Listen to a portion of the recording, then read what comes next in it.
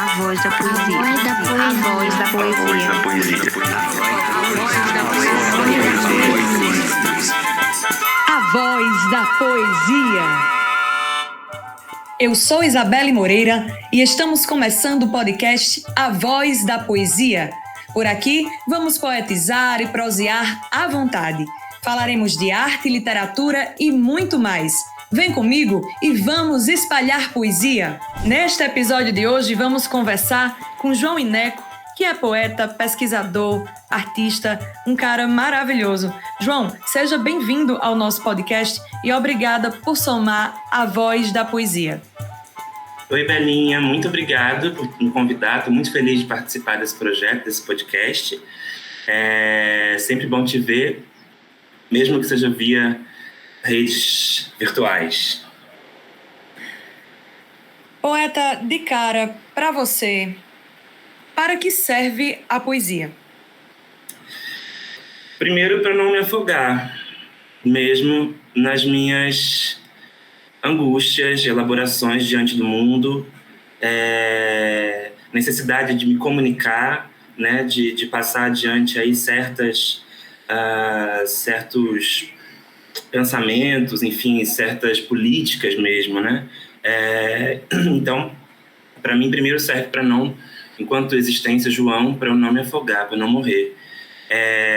Depois, ela vira uma ferramenta de atuação no mundo, né? Para mim e para nós todos, mas ela vem para mim como também um lugar possível de existência dentro da sala de aula, dentro da cela de aula, dentro das prisões. E aí, quando ela vira ferramenta, a gente consegue pensar aí na alfabetização, a gente consegue pensar aí na instrumentalização de linguagem para grupos que não foram autorizados a escrever, e de repente isso vira uma grande troca também pedagógica, também generosa, para além da ação cultural, para além da animação sociocultural puramente. É isso que é provocar emoção no outro, isso que é provocar ânimo no outro, né, que a gente faz nos palcos. Para além disso, vira uma estratégia mesmo de educação e de fazer no mundo. Acho que é por aí. Será? Com certeza, é por aí, é por aqui. A poética passa por tanto lugar bonito e tanto lugar necessário, e um desses lugares, às vezes vem lugares, pessoas, e um desses lugares é você. E nesse seu processo de escrita, em que momento a poesia acontece, assim, para ti? Ela acontece nesse início da escrita, no meio, no fim, no todo? Quando tu entende que é poesia? Bom, eu estava mesmo ontem falando isso com alguém, por acaso, e eu acho que tem uma coisa que é o estudo, a busca pelo poema, a busca por aquilo que eu estou tentando trazer, uma camada de lama antes da fina água cristalina da lama. Eu, como escorpiano, tenho essa coisa. Então, eu acho que tem um caminho pelo qual se percorre que o poema ainda não chegou, que é estudo do poema, é estudo da linguagem, é brincadeira, até que o poema se faz presente. Então, às vezes, eu acho que a brincadeira fica rondando a minha cabeça, a ideia fica rondando a minha cabeça, vai até para o papel, mas não é aquilo ainda, é o anúncio daquilo, é a busca por aquilo que está para chegar. Então, às vezes, é um processo um pouco mais demorado e silencioso, de corte mesmo, de entender o que daqui é poema, inauguração de linguagem, proclamação de uma ideia, e o que é a busca por aquilo, né? A tentativa de encontrar o poema. Então, eu acho que isso dá assim, um pouco bem dessa maneira umbilical, de eu, para mim, para dentro, primeiro, trilhando mesmo esse lodo, essa lama, para, enfim, encontrar o poema. Então, acho que de tudo que eu escrevo, vamos dizer, 80%, não vou dizer que jogo fora, seria uma loucura. Acho que guardo, transformo, omito, para poder expressar, exprimir, mostrar aquilo que parece ser realmente a contribuição à literatura, né? Isso tu vais fazendo um jogo de palavra, espera a palavra certa chegar, ou a ideia certa, ou o tempo certo? Sim, são essas três coisas. Acho que a palavra certa acho que é a montagem mais interessante desse jogo de ideias. E aí, o que eu faço, geralmente, é escrever com a minha voz na minha cabeça em fala, quer dizer, tentar escrever pensando nisso sendo falado, pensando nisso como oralidade também, né? Uma aliança entre a literatura e a oralitura, né? Que seria essa literatura que ganha voz mesmo, e que sem a voz não faz sentido, né? Então tem esses dois lugares assim. Então geralmente escrevo e leio para mim, para entender se essa cadência funciona, se ela tá interessante, se no jogo cênico, na hora de falar, na hora que o corpo também tá junto, se o corpo faz sentido para esse corpo, que no caso é o meu, isso que eu tô falando. Porque às vezes eu escrevo uma coisa que também eu vou dizer e não diz, o corpo não diz junto com o que está escrito, e eu preciso adaptar para poder ter uma verdade, né, para poder ser genuíno mesmo. Interessante isso que tu fala, porque acontece isso comigo em algumas poesias, em algumas feituras. Às vezes eu leio a poesia e eu não sei declamar a poesia que eu fiz. Ela parece que não foi feita para ser dita, ou pelo menos não ser dita por mim. Acontece esse jogo contigo também, e ela vira uma poesia para ser lida apenas. Apenas é ótimo, né? Porque já é muito. Acontece muito. Eu estou, no momento, debruçado em cima de uma série de poemas, são 13 até o momento, e eles são poemas que eu entendo que são mais para serem lidos ou para serem ouvidos numa circunstância mais hermética, uma coisa assim que você está tranquilo, vai escutar aqui agora um videopoema que é tudo... Porque não funcionariam, por exemplo, na rua, não funcionariam, por exemplo, no bar, na bodega, não funcionariam em várias circunstâncias, porque exigem um outro tipo de silêncio, né? E é difícil, porque parece que a gente se divide, né, em uma escrita que vai ser falada e uma escrita que vai ser lida. E eu nem sei dividir exatamente isso. Por acaso, esses poemas nasceram desse jeito que eu identifico, olha, isso não vai funcionar enquanto palavra falada, enquanto spoken word, né? Enquanto isso que a gente entende que é a oralidade, mas funciona com o suporte de outras coisas, ou em outras vozes, né? Talvez se Belinha ler, talvez num videopoema, talvez se for só um áudio compartilhado no WhatsApp, suportes diferentes que não são só o corpo e o ao vivo, né? O corpo e a voz ali, né? Acho que isso acontece, sim, muito. Sim, tem eu vejo algumas coisas assim, visualizo isso em alguns recais.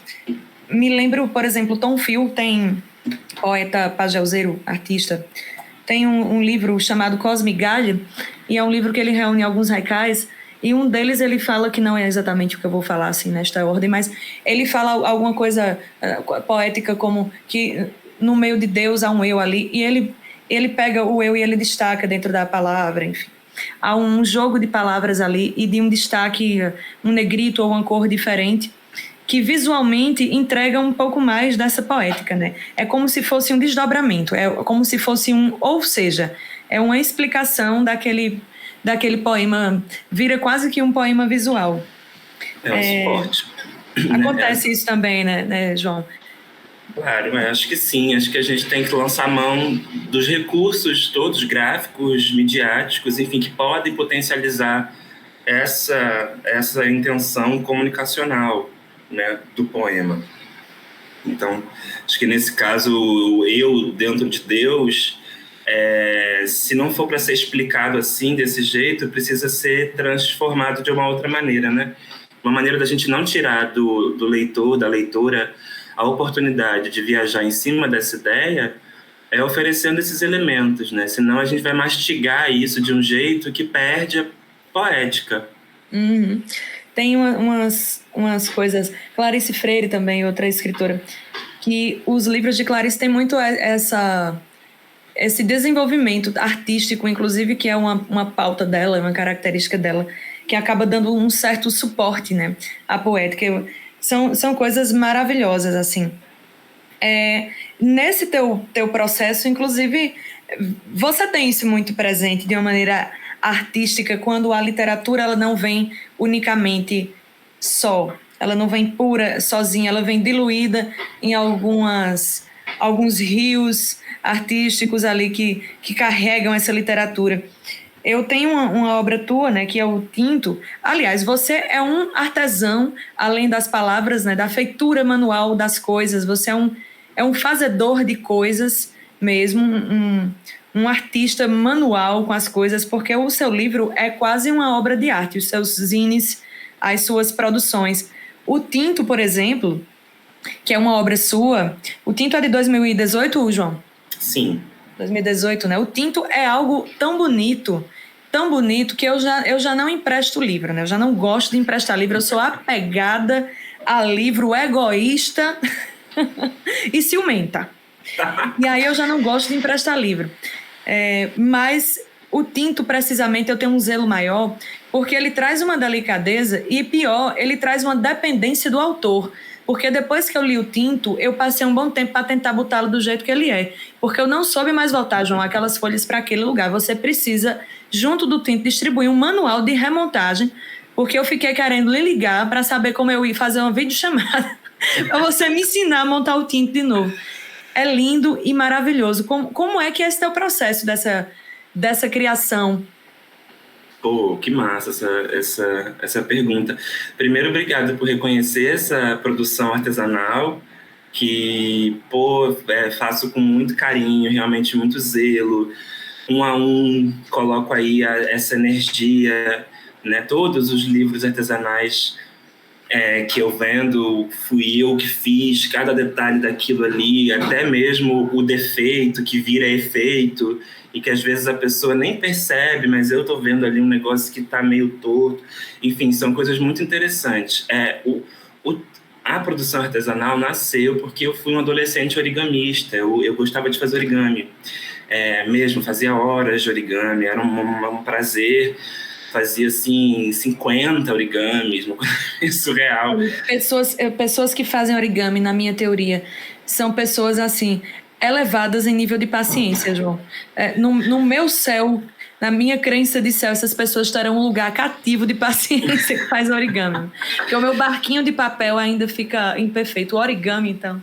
Pô, o origami é muito legal, assim, esse procedimento é muito legal. Diz que, quando eu era adolescente, eu ouvi dizer que era uma terapia, uma certa maneira de resetar um pouco a sua mente, enfim.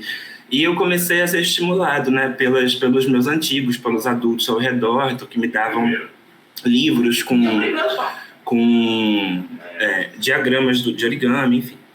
E aí, o interessante é que o origami você não pode cortar nem colar, é só dobra, né? Você tem que se virar ali com a dobra, e mesmo quando você quer fazer uma montagem, um móvel, você tem que fazer vários iguais, juntar, e aquilo vira uma outra coisa, né? Então, é interessante, você faz pequenas peças, 6, depois você junta, vira uma estrela de 12 pontas. Então, tem uma coisa de unidade, de coletividade muito legal dentro do origami. Inclusive, estou até me alargando nessa história do origami, desculpa, mas me empolguei. Não, que inclusive, é uma cultura, né, enfim, japonesa, que quando alguém está no hospital, a família se junta para fazer 1000 tsurus, que é um passarinho, né? E assim que termina os 1000, pode-se fazer um pedido pela vida dessa pessoa, né? Enfim, então é bem interessante. É um ritual, né? Vira em torno do processo criativo. Exato. E aí, eu quando estava com 16 anos, lancei meu primeiro livro, esse livro que eu chamo de livro de boutique. Esse que vai para a livraria, esse que as pessoas olham e identificam muito rapidamente. Isso é um livro. Livro de boutique. Muito bom isso. Isso é um livro. De vitrine, é legal. De vitrine. Um livro, tem orelha, tem não sei o quê, tem todos os elementos que eu entendo que são próprios de um livro, encadernado, enfim.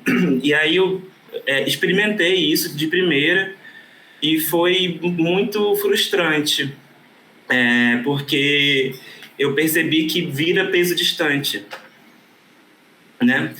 Sim. E aí depois, com 21, eu lancei meu segundo livro ainda com essa mesma sensação. Depois eu larguei o mercado editorial formal e fui pegar minhas habilidades origamistas e falei, quer saber, eu vou fazer um negócio meu mesmo. E fiz o meu primeiro zine, que foi Fumaça, com que eu passei com esse zine em São José do Egito. Era uma zine que você tinha... Sim. Eu tenho Fumaça também. Você tem, né? Tenho. Você tinha uma seda enorme. Tem um papel de seda ali. Tem 25 centímetros para você rasgar ela. Um papel de seda.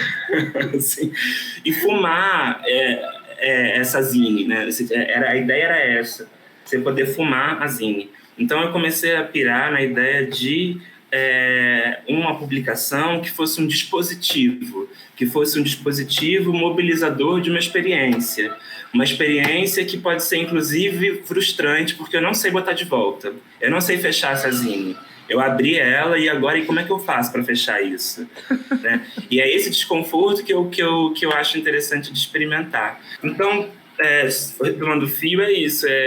A produção artesanal ganhou um lugar muito especial e também teve um impacto comercial importante para mim, que foi eu conseguir me inserir muito mais na cena da poesia com esse meu dispositivo, né, mediador dessa experiência. A pessoa teve gente que quer comprar porque queria fumar um negócio que não tinha seda, então compra a zine, e aí acaba que tem aquela zine. Tem gente que tem uma outra zine que eu fiz depois, chama Solo, que você pode queimar ela depois de ler. Ela é toda feita com vela, é um banho de vela, é muito bonito. E aí tem gente que compra duas, uma para queimar, uma para guardar.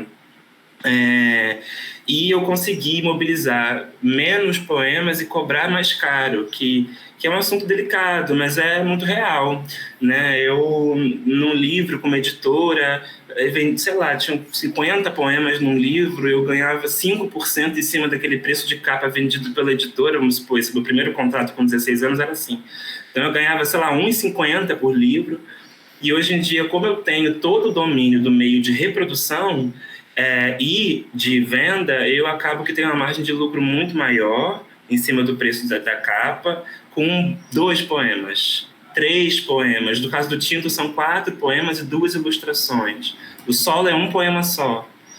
E eu cobro R$100 por essa publicação, porque é uma publicação que demora muito tempo para fazer, tem elementos, suportes que elevam essa experiência, que não é só a literatura, tem toda a coisa da textura, o interesse nesse material que é diferente, enfim. Então, eu entendo também que teve um impacto comercial importante. Então, os meus colegas poetas conhecem as minhas produções artesanais, nem chegam a conhecer os meus primeiros 2 livros, que eu também guardo nas catacumbas, porque era outro João, uma outra perspectiva, outras coisas que eu mobilizava que hoje não me representam nem um pouco, por exemplo.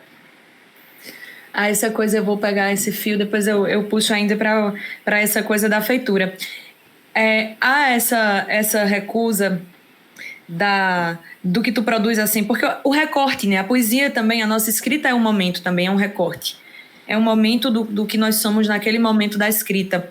Quando isso avança, há esse olhar pelo retrovisor do tempo e diz, não, esse João, esse poema, esse João, que é um poema, ele fica aí, ele não tem mais sentido de caminhar comigo. Como é que se dá essa percepção, esse desprendimento, ou tem um apego ainda?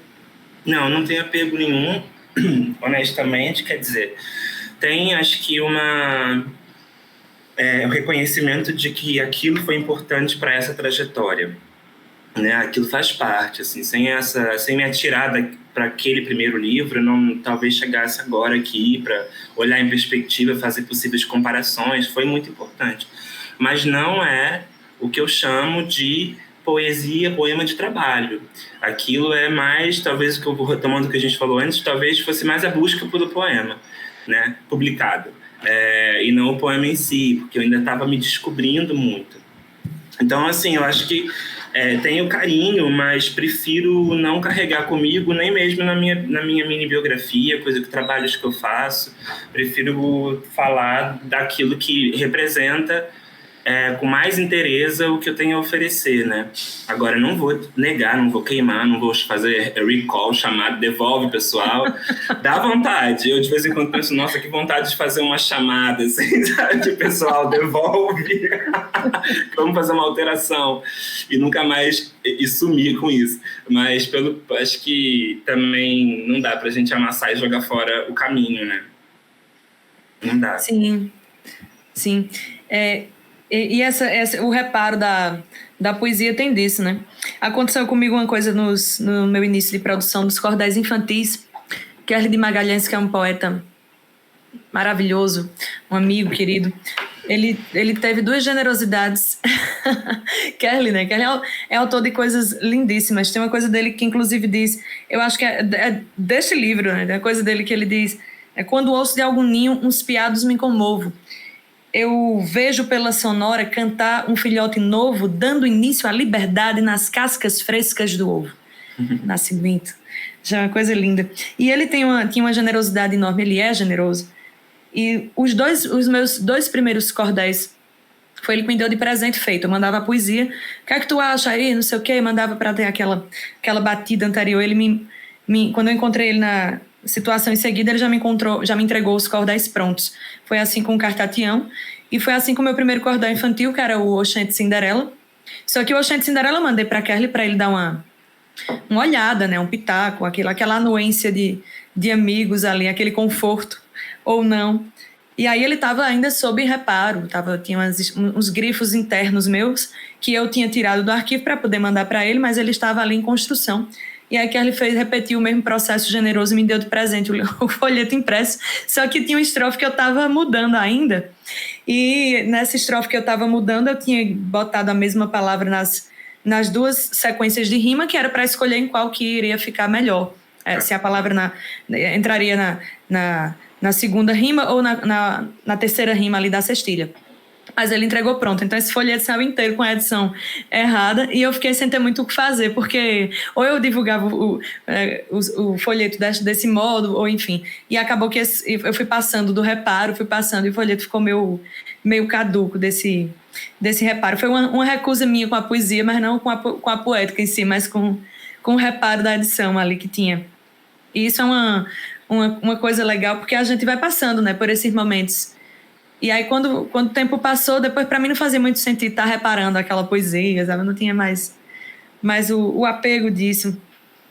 Nesse teu, retomando um pouco deste fio da feitura do processo dos zines, das obras, há também uma possibilidade de inclusão muito forte nisso, né, João? Porque eu percebo que nós ainda, no Pajeú, temos um processo literário muito forte, criativo, ativo, inclusive, publicamos muitos livros, muitos cordéis, muitos folhetos, muitos livretos, mas a gente publica nesse modo de boutique que você fala, e eu gostei do termo, de vitrine. A gente publica neste modo clássico do livro clássico, muito embora nós não conseguimos ainda atingir uma forma de ter uma independência de publicação maior, porque não temos editoras aqui no Pajeú. As editoras que temos, na verdade, são gráficas que funcionam como editoras, nos ancoram nesse sentido, nos apoiam.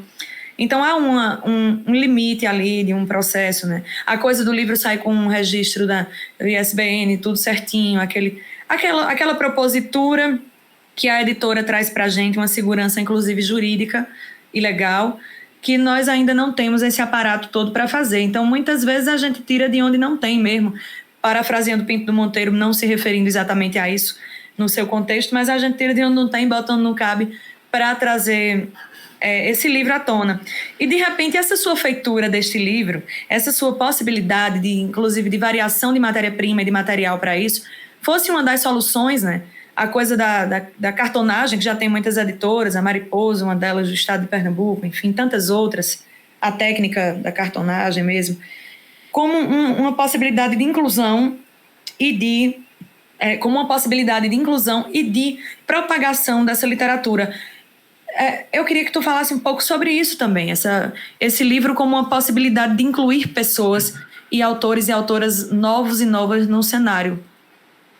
É, bom, acho que uma das funções, né, não sei, funções, mas uma maneira também de olhar para a publicação independente, artesanal, é essa viabilidade disso ser a plataforma da minha própria obra, né, da proclamação da autoria, da minha autoria. Eu me proclamo autor. Eu me proclamo autora a partir da produção desse objeto, né, zine, que pode ser zine, você pode chamar de livrinho, você pode chamar de livro mesmo, se for, depende da sua autoestima aí. Mas a cartoneira, enfim, acho que tem uma coisa muito poderosa que quando você aprende o que eu chamo de domínio do meio de reprodução, né? Então não é o meio de produção ainda, mas é o meio de reprodução. E a gente, quando ganha isso, a gente ganha muita liberdade. Primeiro que você começa a conhecer as etapas, os estágios do processo editorial, né? Então, você tem que se deparar como você vai distribuir esse texto com intencionalidade diante desse papel, né? E como que eu vou provocar e construir o caminho dessa publicação para quem vai se deparar com isso. E a versatilidade desse objeto é imenso, porque pode ser utilizado por um grêmio de uma escola pública, pode ser utilizado por um coletivo feminista aqui da cidade que quer se comunicar e trazer as pautas para fora dos seus muros, pode ser utilizado por um grupo de artistas que quer expor o seu trabalho, pode ser utilizado, assim como foi na raiz do fanzine, para divulgar bandas e seus shows e suas letras de música, né? E tudo isso pode ser feito com muito pouco, custa muito barato, né, fazer. Agora, qual é o ônus da coisa toda? É a falta de chancela, vamos dizer assim, que uma editora tem, né? Ou então, como a gente estava falando antes, a falta de reconhecimento dentro do inconsciente coletivo de que aquilo é uma publicação, né? Então, quer dizer, você pode até refazer o requerimento de um ISBN, sim, enquanto pessoa física, para colocar na sua zine. Acontece que o procedimento, ele é de um ISBN, ele é uma coisa que tem um tempo muito maior do que a zine é proposta, né? Uma zine pode morrer, acabar, sumir.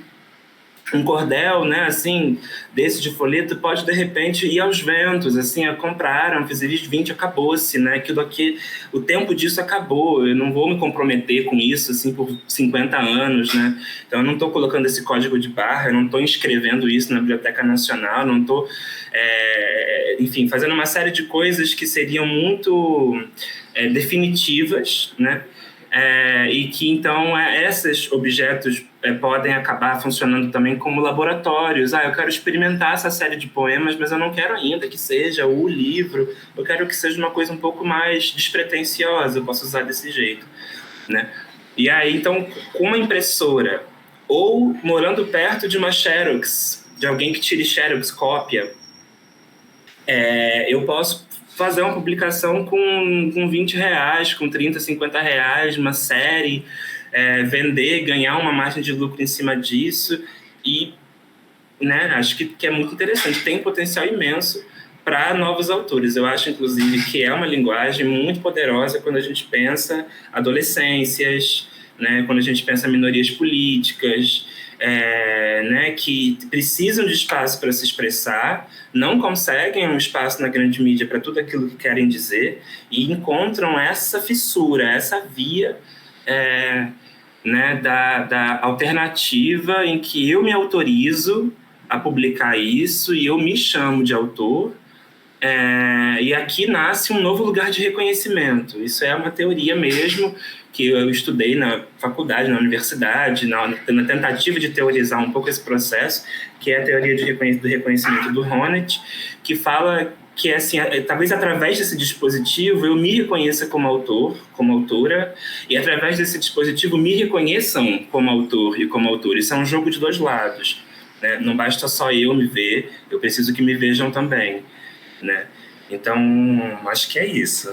Não sei se eu pirei aqui, mas acho que é por aí. Ah, é isso mesmo. É exatamente isso. Bora embora, falar dos projetos. Deixa eu ver qual é que eu boto. Ah, João, tu tem a antologia trans também, né? De poetas trans, é isso? Isso, antologia O nome... trans. 30 poetas trans, travestis e não binários. Tá, peraí, deixa eu reestruturar, né? Pra eu não entrar assim, dizendo, tu tem a plancha trans, né? Ficou meio estúpido. João, o teu papel é tão fundamental em vários aspectos, enfim. Todo poeta, toda poeta tem um papel já fundamental só no ser poeta. Mas eu acompanho o teu trabalho já tem um tempo. Temos uma construção de amizade que para mim é sorte e felicidade. E há um trabalho teu que me chamou a atenção desde o nosso primeiro contato, porque a nossa formação de leitura, de referência, é também um processo machista, patriarcal, que está arraigado. O meu processo das minhas primeiras leituras de poetas foram de homens, poetas homens brancos, héteros. Isso se perdurou até quando eu trouxe para mim um processo de consciência. Isso veio com o processo de autoconhecimento e de consciência, que ainda está em andamento e em construção. E eu comecei a me questionar, inclusive, por que não ler mulheres e por que eu nunca tinha lido tantas mulheres como eu tinha lido tantos homens, enfim. Esses questionamentos que nos fazem amadurecer e também reagir de outra maneira.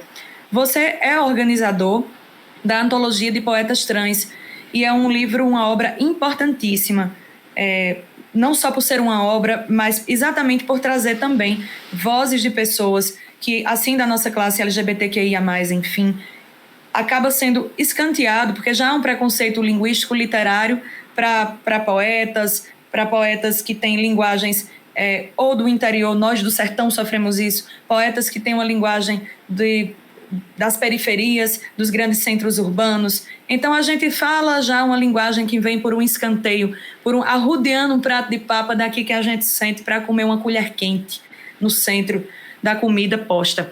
Como é que é isso? Como é que foi essa antologia? Por que você decidiu fazê-la? Bom, primeiro que eu fico emocionado você falar que é sorte nosso encontro, porque você não tem noção do que para mim é ter te encontrado e ter permanecido na tua vida. E providência, né? As coincidências não existem, existe providência e essa foi uma delas. Nossa. E, bom, essa publicação nasce de dentro de um processo pedagógico também. Primeiro criamos, eu junto com um grupo de militantes imenso, um cursinho popular, o primeiro cursinho popular para pessoas trans do Brasil. Então, assim, dentro da história da educação popular, é um cursinho paradigmático porque pensa e foca suas pautas especificamente para o ingresso no ensino superior e no mercado de trabalho para pessoas trans, travestis e não binárias, e é um cursinho, ainda existe, graças a Deus, um cursinho operado por LGBTs em geral, né? Então, pessoas não trans, pessoas cis também. Então, mas o corpo de alunado, os alunos, estudantes, é exclusivamente trans. O que é uma sala de aula muito, muito curiosa e específica e maravilhosa que está existindo aqui no Brasil, e que é uma verdadeira um queer lombo, né? Uma junção aí muito poderosa desse sujeito. Então, o que acontece? Eu, quando fui participar desse projeto de educação, pensei, olha, o que eu posso oferecer é oficina de poesia, por enquanto, porque eu acho que vai ser uma linguagem possível da gente trabalhar uma sala multisseriada, porque é uma sala de vários repertórios, né? Os sujeitos que chegavam ali cada um estava em uma série, era a época que o Enem ainda oferecia o certificado de conclusão do ensino médio, então mesmo que você não tivesse, né, no terceiro ano, você está até sétima série, sei lá, então você pode fazer essa prova e conseguir seu certificado, na época podia. Então, numa sala multisseriada, muitos repertórios, eu pensei, putz, a poesia é a ferramenta, a amálgama que vai poder trabalhar aqui a linguagem de forma geral, né? Então, uma vez feita a oficina de poesia, o que a gente vai fazer com esses poemas, né? E aí, o que poeta? Poeta não é muito criativo assim, não. A gente pensava, vamos fazer um sarau, né? E aí alguém lançou, vamos fazer o trans sarau, né? Porque estava nascendo dentro dessa sala. Então, o Trans Sarau nasceu. O Trans Sarau é uma atividade sociocultural que ainda existe, está na sua 40ª edição, enfim, está aí pelos SESCs da vida. E logo após criar essa plataforma, a gente submeteu o Trans Sarau num edital público da Prefeitura de São Paulo e fomos contemplados com R$40 mil para fazer uma sequência de oficinas e, no término, um livro. Esse livro é a Antologia Trans e nós decidimos fazer um livro, como a gente falou, de boutique, né? Esse que a gente olha e fala, isso sem dúvida é um livro, porque a gente entendia que para lançar a primeira reunião de pessoas trans do Brasil, precisava desse suporte que pudesse ser reconhecido por todo mundo como literatura, né?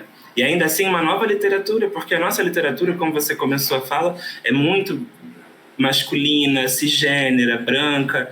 E aí, de repente, vem o primeiro livro com vozes trans, com ilustrações de pessoas trans, com a mão da pessoa trans opinando naquilo, né? Tentando ser representativo daquele grupo.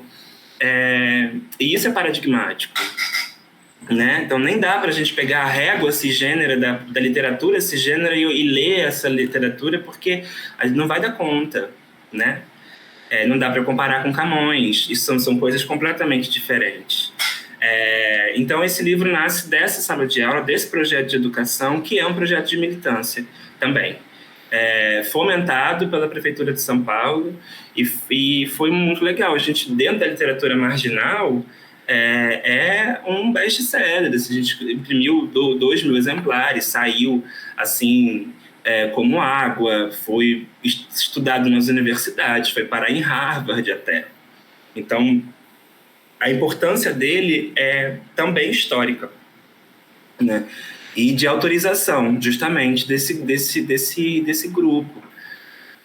Então, é uma obra muito linda, tenho muito carinho por ela, não editei sozinho, sou eu e mais 5 editores, somos 6, um time de 6 que ficamos aí meses em cima desse material, tentando entender como ele iria atender uma estratégia comunicacional realmente genuína do grupo específico que estava propondo esse dispositivo, esse objeto livro, a Antologia Trans, que também foi para as cadeias, que também foi para as escolas, que gera muito burburinho até antes de ser aberto. O que é não binário? Tem gente que pega a capa, mas o que é não binário? Né? Então a discussão já começa antes de abrir o livro. Eu falo apaixonado desse livro, se deixar, faço palestra, mas é muito, muito massa, assim. E estamos aí que furo de reportagem no seu podcast, tá furíssimo.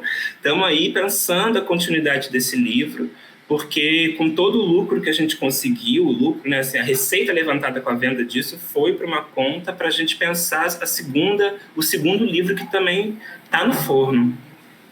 Ah, que maravilha! E eu escuto o furo e a sua fala igualmente apaixonada, porque é um projeto muito bonito mesmo.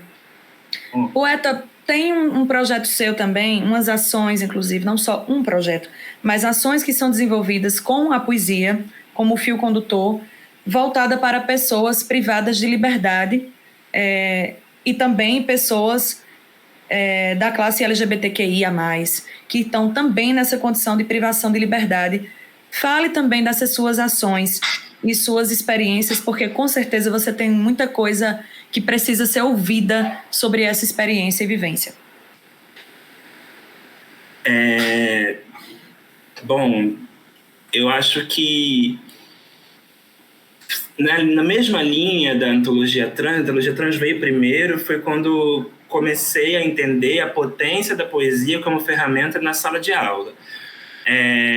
E aí, então, eu estava estudando pedagogia na USP, e aí eu caí num grupo de trabalho sobre prisão, e quando eu vi, eu estava lá dentro dando aula de literatura. Era um piloto, era um projeto de pré-ENEM, E aí eu fui lá e fui dar aula de literatura, e aula de literatura, você sabe, não é aquela coisa mais legal do mundo, vamos combinar, assim, aquela aula de literatura que cai no vestibular, assim, pode ser meio chata. Então eu começava as aulas com as minhas alunas lá na penitenciária feminina do Butantã, era uma penitenciária um regime semiaberto. Eu comecei dando poemas, abria sempre com um poema contemporâneo, assim, uma Belinha Moreira, um Giuseppe Macena, um Gleison Nascimento, né, Viviane Mosé, pessoas que trouxessem uma comunicação mais direta, que elas pudessem se reconhecer, né? E aí isso foi abrindo o coração das pessoas, né, até que eu entendi que queria trabalhar mesmo isso, assim, não, peraí, eu quero trabalhar poesia com essa galera aqui da mesma maneira que trabalhei com a antologia trans, né, para construir aquele livro. Então eu consegui me juntar com um grupo chamado Sarau Asas Abertas, e nós íamos toda semana lá na penitenciária feminina da capital, uma penitenciária fechada, regime fechadíssimo, e nos encontrávamos dentro da capela. Não tinha espaço na penitenciária, então a gente se encontrava dentro da capela. Então pensa essa circunstância, uma capela recebendo um sarau dentro da cadeia, né? E o sarau era mesmo uma atividade, uma animação sociocultural ali dentro, mas ao mesmo tempo era um processo de escrita e de leitura, né?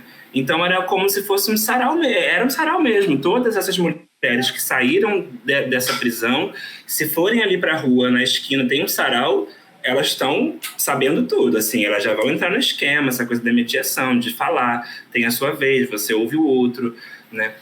E, então foi muito importante esse livro, esse projeto pela profundidade que eu pude entrar dentro da educação em prisões, pela aliança que eu pude fazer com muitas mulheres que estavam presas, que já não estão mais, enfim, com esse sonho junto da gente conseguir se proclamar autora, né?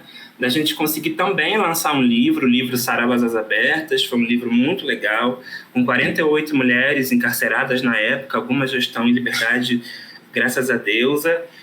E a potência mesmo de novo, o processo de reconhecimento. Quando você vai lá, senta com as pessoas que estão privadas de liberdade e trabalha a poesia, trabalha a autoria, você está reconhecendo e provocando um reconhecimento dessas pessoas fora do crime, fora dessa pessoa que está cumprindo uma pena, uma punição, né? Por um momento, um acesso imenso de liberdade mesmo, de expressão, de mente, enquanto pessoa, enquanto ser humano, né? Então, massa. Esse grupo, esse trabalho, Sarau Asas Abertas, foi indicado ao Prêmio Jabuti 2020, na categoria Fomento à Leitura, Incentivo à Leitura.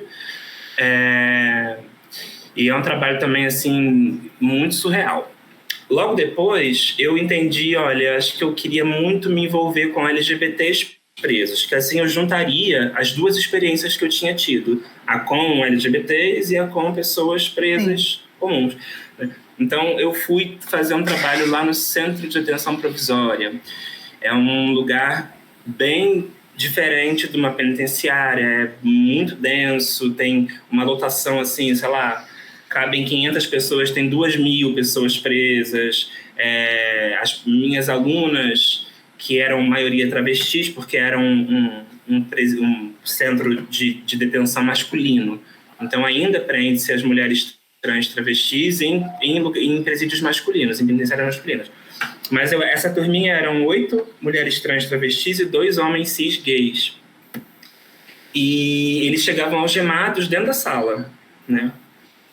Que é um processo que eu nunca tinha vivido nas outras penitenciárias, mesmo elas tendo assim, segurança máxima, não sei o quê, tinham processos mais humanizados, né? E como você ser tratado como ser humano, quando você tem a sua humanidade reconhecida, a sua dignidade reconhecida, isso facilita muito o processo. Quando você chega algemado um ao outro, que nem bicho, para a sala de aula, é outro processo, sabe? É um resgate muito diferente, né? Por outro lado, estou me empolgando, Belinha, estou falando aqui Sem parar, é isso por mesmo? favor. Posso falar? Esse é o nosso espaço. A voz da poesia. E não será silenciada, tá? Por outro lado, o agente penitenciário, ele ter que ir lá na cela das Mona, tá? É lá no barraco das Mona que chama. Travou aqui? Travou aí? Travou tua imagem, mas tua voz tá ok. Tem que ir lá no... Ih, a chamada termina em 10 minutos.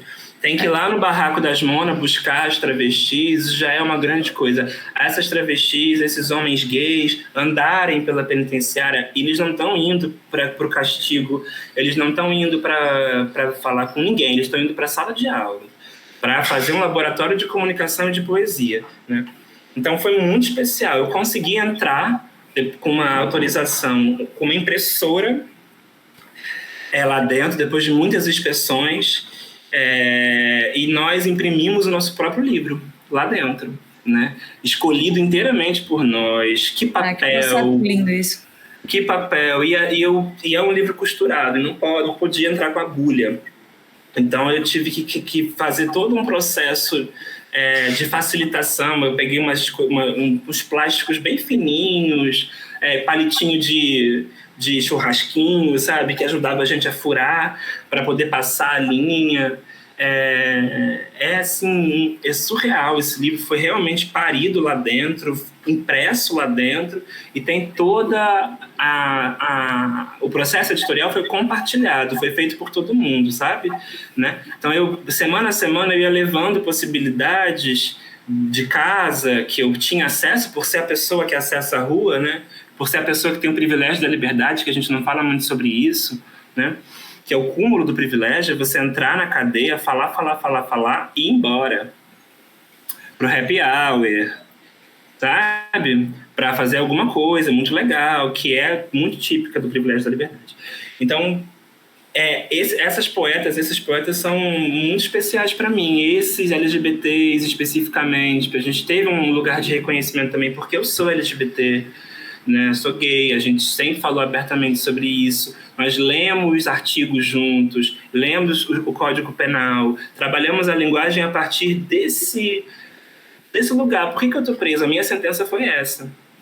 Vamos entender o que é o artigo 171? O que é sabe? Porque aí eu começo a ter um domínio muito maior e uma variedade de comunicação, uma variedade comunicacional também impagável, né?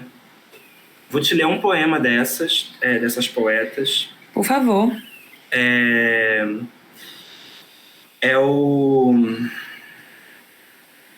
da Letícia. Letícia foi uma das alunas mais especiais que eu tive nesse processo.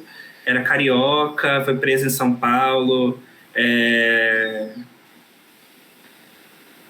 E diz assim: Eu acho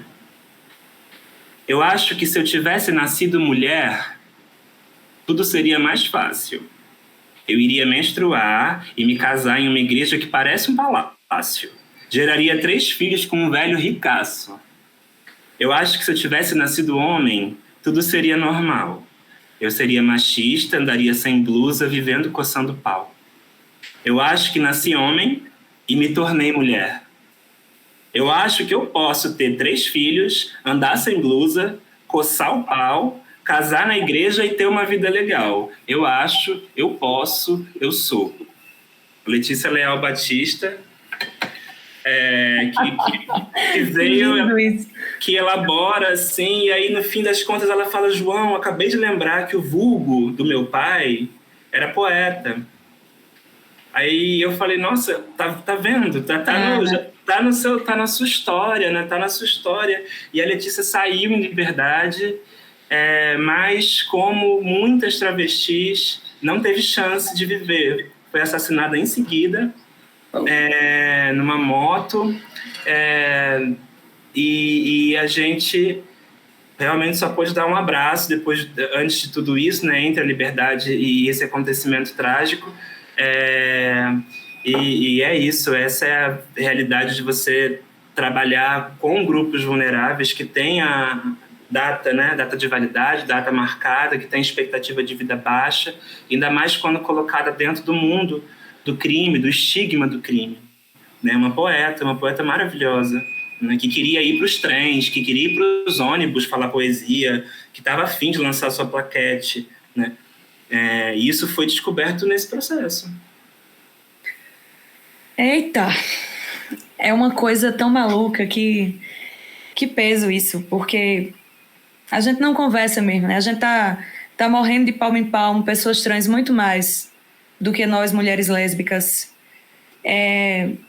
Há um esquecimento, um apagamento proposital, um silenciamento da história, da voz, para além disso, né? Eu tive uma experiência semelhante, intensa, e não consegui fazer a conclusão exatamente por ter me emocionado muito do começo ao fim, que foi na Colônia Penal Bom Pastor, do Recife, em Pernambuco.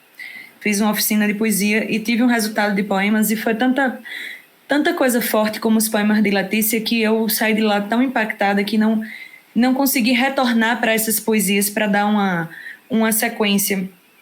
Essa tua maturidade espiritual e fortalecimento que tu conseguiu seguir para esta publicação.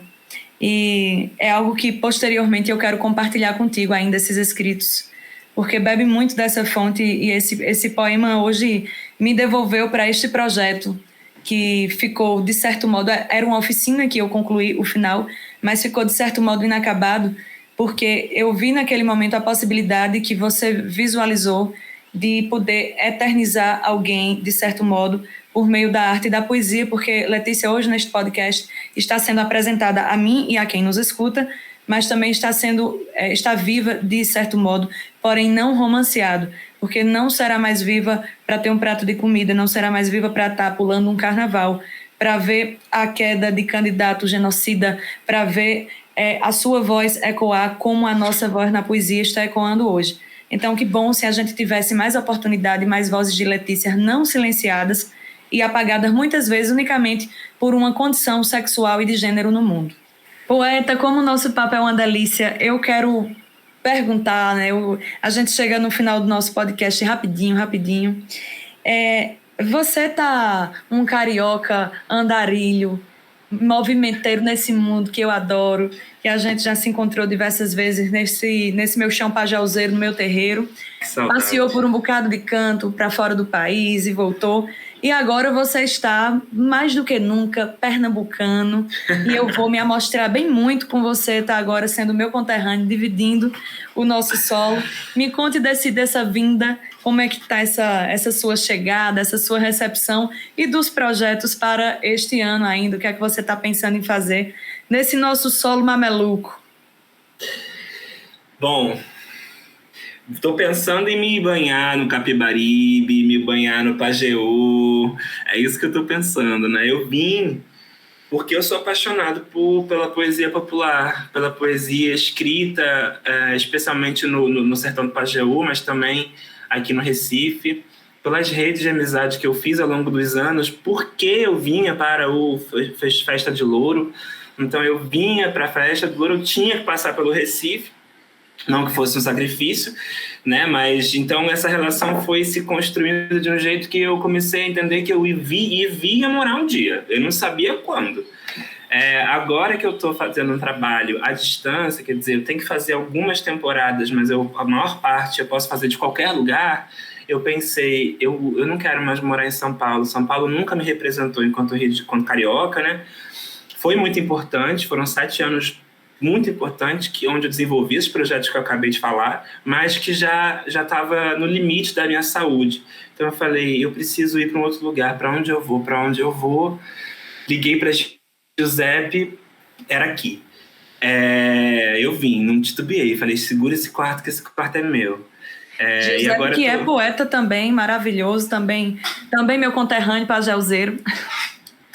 Pois é, e ainda tem Gleicinho junto, então eu pensei, nossa, eu nunca imaginei morar numa casa tão abençoada, tão cheia de energia, tão cheia de poesia, né? Então eu vim com a minha gatinha, a Tigresa, tá aqui junto comigo.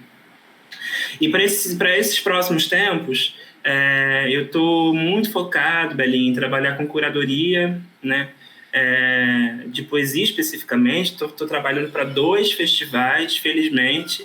Um é o Festival de Poesia de Lisboa, e o outro é o Festival Poetas da Alma, em Moçambique, Maputo, que é uma perspectiva mesmo de construir pontes, atravessar, né? Mais do que construir, atravessar, e de mãos dadas com os amigos, poder a gente levar, né, a poesia brasileira para fora dos muros, mais ainda, porque ela tem um lugar fora daqui, mas mais ainda essa poesia que aqui dentro também merece mais destaque, né? No caso, destaco aí a poesia do Pajeú, poesia de São José do Egito. Ano passado tive a honra de trazer o Antônio Marinho para o Festival de Poesia de Lisboa. Foi um sucesso, as pessoas ficaram de queixo caído. Gigante, né? Marinho é imenso. O tanto de feedback, né? E estou aí com a vontade de lançar uma nova produção poética, mais lida do que falada, mas que eu não sei ainda os rumos, mas que eu estou me debruçando. Então esses são os planos futuros de João. E dar um abraço gostoso em você, que tem que ser já. Estou me coçando, quero atravessar essa tela aqui, ó. João, vamos... Agora a gente tem uma distância bem menor, poeta. A gente vai se encontrar um bocado. Todas as vezes que a gente diz, a gente queria estar perto para se encontrar, agora a gente já tem mais possibilidade de fazer isso. Mais uma vez eu quero lhe agradecer por participar, por ter aceitado o convite, de estar junto nessa minha nova empreitada neste projeto, que é A Voz da Poesia. Então, muito obrigada. Este espaço é um espaço nosso, como todo projeto que eu sempre fiz e que eu farei. Você é uma pessoa muito especial na minha vida e também na vida de todo mundo que faz literatura, que de algum modo se envolve com a arte e com a cultura. Muito obrigada, inclusive, por sua existência, poeta. Obrigado, poeta. Tu és maravilhosa. Tudo que tu chamares, eu tô junto. Não quero nem saber o que é. Quero. É com Belinha. Cabra de coragem. Tá bom. E você não vai dizer um verso, não? Só pra me dar um calor no coração, no céu? Vamos falar poesia. Tem um soneto que vai ficar como o nosso soneto da vez, que se chama Estímulo. Eu digo, se às vezes é longa a caminhada e é árduo o caminho da conquista, se o mundo nos faz perder de vista a virtude que em nós é alcançada, não importa se pesa o inacessível para manter-se entre os trilhos da virtude. Como ser, faço e fiz o quanto pude, pois para mim não existe o impossível. E tomando por base as coisas boas, admiro o amor entre as pessoas que, se puro, jamais será só pó. Meus amigos, de fato, estão comigo. A família, para mim, é meu abrigo e a fé não me deixa ficar só. Eita, coisa linda. Você Muito está obrigado. Nesse estímulo. Obrigada, poeta. Um beijo, Belinha. O nosso podcast fica por aqui, mas aguardem que no próximo episódio vamos ecoar ainda mais a voz da poesia e fiquemos com a poesia da vez. Eu prefiro a arte que incomoda, a poesia que pinça meu conforto. Eu prefiro o corte que me poda do que ter cicatriz em corpo morto. O amor que me faz revolução, a palavra na rua em movimento e um galho de arruda em proteção como força de fé e pensamento. O segredo contado entre linhas e a guerra na caixa das marchinhas, sons que pintam seus tons de reverência. Do não óbvio, prefiro em mim sentir. E o desejo que ainda está por vir, eu prefiro o que não tem preferência. A voz da poesia. A voz da poesia. A voz da poesia. A voz da poesia. Este projeto conta com incentivo da Lei Aldir Blanc Pernambuco 2021, pelo edital de criação, fruição e difusão.